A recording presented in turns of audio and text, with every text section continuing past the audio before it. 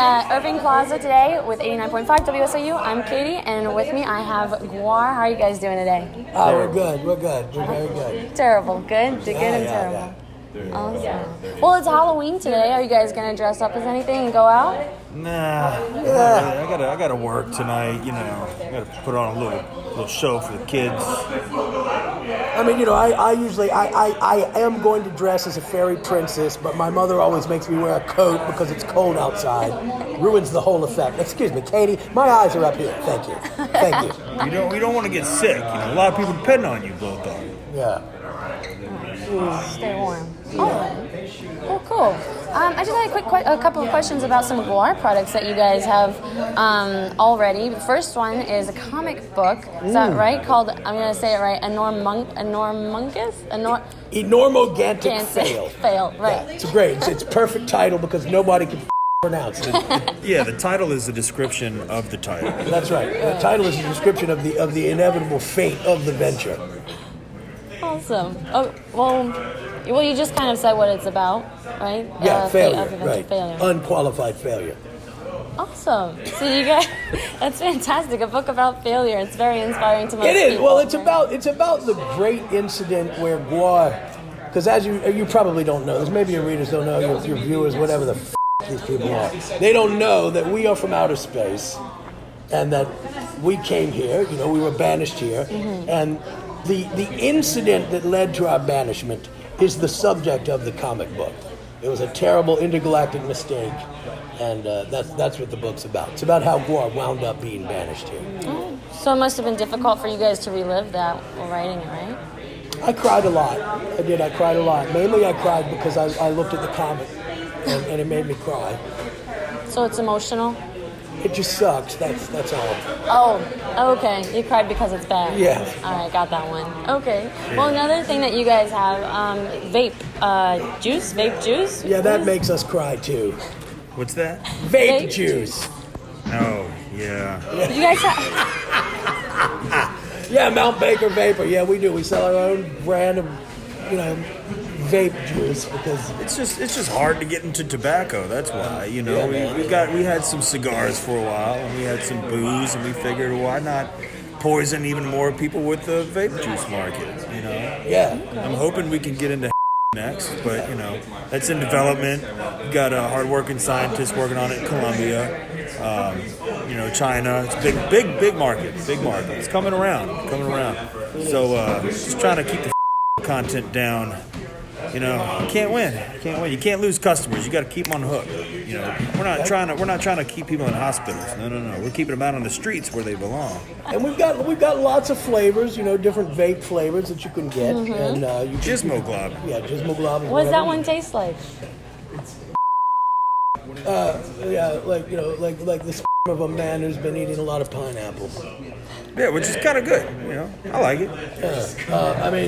And then we have one that tastes like Watergate salad. Somebody your age probably doesn't know what that is. Some fat made it up. It's like a sort of creamy marshmallow-based gelatin thing, and then we have a fruit punch flavor that's GWAR blood. You know, I don't know what any of these taste like because I'm not a bag, but people who do vape, I hear they like it a lot. And so none of you guys vape then? One of us does. Yes, one of us a does. lot. Yeah. So he's a bag. Yeah, he is. Yeah. Okay. So human food, right? Yeah, human food. Yeah, boss like the jaws of death. Culinary expert.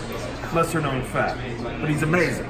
Yeah. He comes up with a lot of those menu items. He's an amazing chef. I mean, he doesn't even need tools, so you can use the giant jaws to mince, chop, parfait, what do they call it? Yeah. You make stuff like this turn into stuff like this. He's a human Cuisinart, basically. Okay, awesome. But he's not a human. Right, of course. Yeah. He's just eaten enough to know how to do that. Right. Okay, makes more sense. Okay, I'm excited to go try that out. I'm curious for you guys, because I know you speak very freely in this day and age, and you've probably been asked this question a million times. How does it feel with so many people asking, like, hey, let's be more PC? does that feel for you? PC, what does that stand for? Political Political correctness.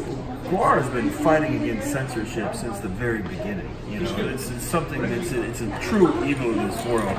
Now, what people I think are being very confused by, because you've got to face it, humanity, very small skulls, small brains. I had to wear a hat to fit my massive brain in there because it pops out of my skull, creating an unsightly blind spot. But we're getting away from the fact of the matter, which is, I think humans confuse tolerance and intolerance with political correctness.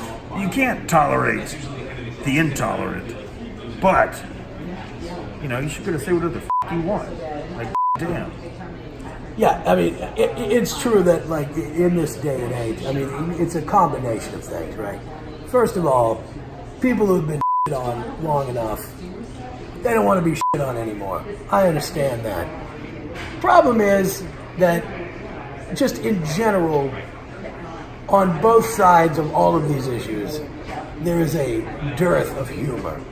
And that's something that I personally find it's a friggin' shame, you know, because there's so much to laugh at in the world. And some of it's cruel. I mean, the world itself is cruel. It's a horrible, rugged, unfair place.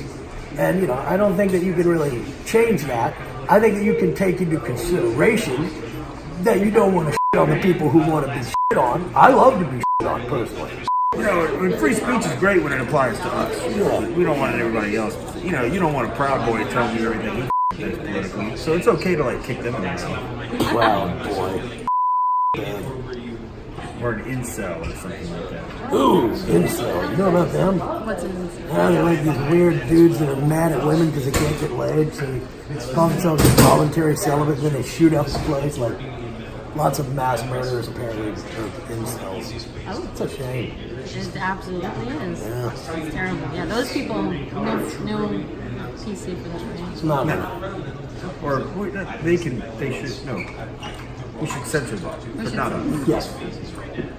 Okay. Yeah, PC for them, that makes sense. Yeah, it's important for us to censor people with ideas we don't agree with. Okay. Yeah. That makes a lot of sense. Yeah, Well done. absolutely. All right. Freedom of speech, except for where, you know, where speech is concerned. Agreed. Yeah, it makes a lot of sense. Right. Lastly, just to wrap up, I have a question for the rest of the audience out there who doesn't have the opportunity to always see you guys. What can they expect from a performance from all of you guys here? I expect to go home with PTSD. What's that? Oh, well, you know, it's like not only do you have post-traumatic stress, but you also have a disease from being part of the crowd. You know, so I mean, it's horrific. You have to tell partners and bring your family into it. And what happened? I got in the pit, Mom. You know, sorry, but Now I have PTSD. PTSDs. Yeah. Sometimes it's not their proudest moment, you know. But hey, we don't judge here at the GWAR Concert, so we'll welcome you right back. But you can expect to see the most awesome rock and roll show you've ever seen in your life. Amazing lights, blaring guitars, awesome vocals, 4 And a sideways. And where else can you see that? Right here. Decapitations live on stage, you know, bloodlusts, showering the crowd with the bodily fluids of our victims. I think it speaks for itself. Who wouldn't want that? There's a lot of people who don't want it, but, you know. You know what president was a GWAR fan? Which one? Barack Obama. He was a one. Big Yeah, GWAR we're fan. friends. I had to have wrist surgery a couple years ago. He paid for it out of his own pocket. This wasn't Medicare. He wrote the check personally. Yeah. It was really cool. He paid for my job. Yeah. What a We've been friends guy. with us for a long time. And this is his pocket, not government money? No. Yeah, just Barry, Barry and his lady friend there. Friend? Yeah, his lady friend. Michelle. Yeah. They're sweetheart. Totally sweet. We have dinner all the time. So, We're friends with people in power. That's about it. But low peons and rubes, no, not so much. Awesome. Well, I'm glad that he enjoys the show, and it's interesting to figure out that about Michelle Obama. yeah, she's Swinging on Fat lifestyle, Life. swingers. We swing all the time. Yeah, I'm on Fat Life. It's like Fat Life. fat people like me. You laugh because you know what it felt like for Yeah, that's right. You're alive. I know what's going on here. I'm gonna lift you up. Okay, awesome. Interesting to hear. Thank you for sharing. I think cool. Well, thank you guys so much. We're looking forward to seeing the show. Maybe we'll see Donald Trump in the audience this one again. Thank you. Appreciate that. Problem. Well, I'm sorry you lost your job over this interview. Yeah, me too.